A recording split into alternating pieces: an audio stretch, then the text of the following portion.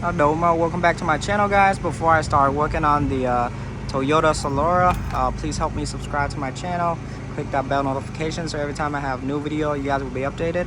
But I'm working on a 1999 Toyota Solara. For this one, the customer, he provided me the brake rotors and brake pads, and he requests me to replace it for him. And I asked him, why did you buy the black coated one?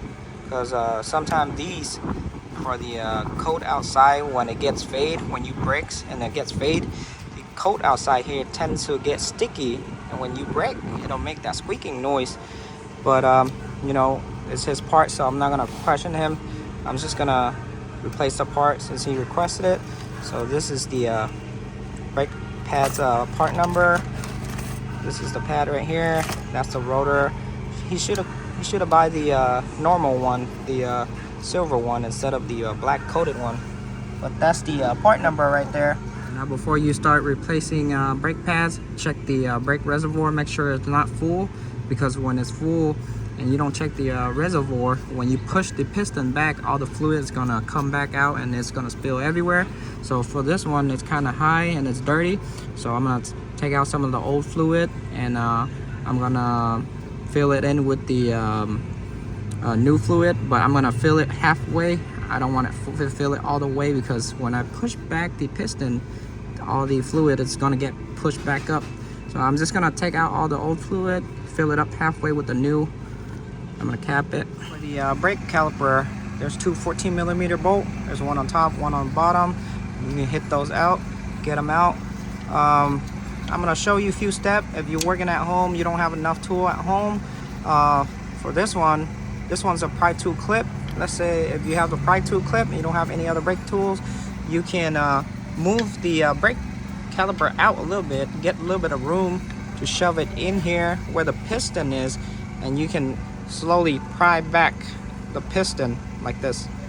So you pushing the piston back into the caliper, and you can pry it back that way, and then you can take it out. Now you can push it all the way back. Now that's if you don't have the brake piston caliper tool. You only have the pry tool clip. That's the way to do it. Now the second way is, if you have the big adjustable wrench, just do this and bite it, press it in the caliper. I have to use two hands, kind of hard to do with one hand, but you get the step. The third way is, if you have the brake piston caliper tools, you can just do that, and you can see the piston slowly retracting back into the caliper. There you go. Keep doing it till it goes all the way back. The brake caliper bracket mount, 217mm. You can hit it and then take it out like that. There you go. For the brake rotor, just give it a few good whack on the rotor, on the top, on the bottom, and then she comes right out. There you go. Now you want to check out the brake caliper pin too. This one's super dry. You can see grease are old. It's kind of hard grease. I put in the new grease, just a little bit like that, lubricate it and slide it back in. You can use any kind of grease. There you go. Make sure the pins slide in and out like that, very smooth. You can see very soft. That's good. And I'm also changing out the shim too. Spray a little bit of brake cleaner on the brake rotors on both sides, and then just wipe it down. Now I got the rotor in, the brake caliper mount in. I'm just gonna hit it with the gun. That's good enough. That's good enough. Put the brake pads, put the brake caliper, the brake pad, the one with the indicator. So this one I put the indicator on. This one's gonna go on the inside, and then you can put a little bit of grease on the tip here where it goes into the shim. That's if you want. It's not necessary, but for the indicator, it's gonna go on the inside here. Now I got the caliper in. I'm gonna hit it with the Milwaukee. That's good enough. Don't have to be crazy. That's good.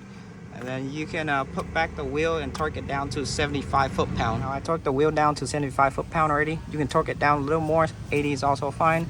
For the cap cover here, they don't have the valve stem. Usually it shows on the inside, but this one doesn't have it. So I just have the little groove here face the valve stem. Now you're gonna do the same thing on the other side, and then after you're done with everything, refill your brake fluid on the brake master reservoir, and then go inside, step on the brake pedal 5-6 times to get pressure before you go for a test drive. Now after you got the brake pads and brake rotor done, refill your brake fluid to the max. That one uses .3 fluid. So what you're gonna do next is go inside the car, press on the brake pedal 5-6 times until it gets really heavy. That's when you know you have pressure and you're ready for a test drive.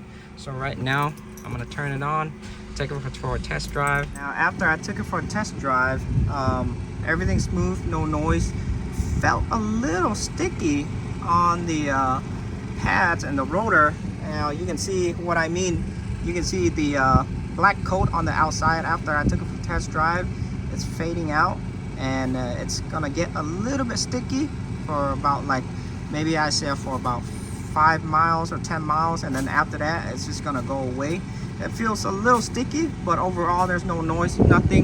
Brake pedals feel smooth, everything feels smooth. So that is it to this video, guys. So if you guys new to my channel, please help me subscribe. If you guys have any question, comment down below. Ask me anything you want to ask me. I'll try to get back to you as soon as possible. I'll see y'all in the next video. I'm out. Peace.